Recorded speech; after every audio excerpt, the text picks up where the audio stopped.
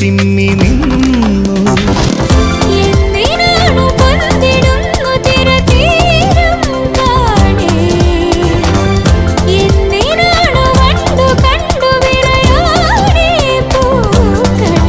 പറയൂ മനമേ, ചൊരിയൂ മധുരം പ്രിയതേ, എന്റെ ഹൃദയതാളം മുറുകിയോ, എന്റെ കണ്ണിലിളമീൻ തുള്ളി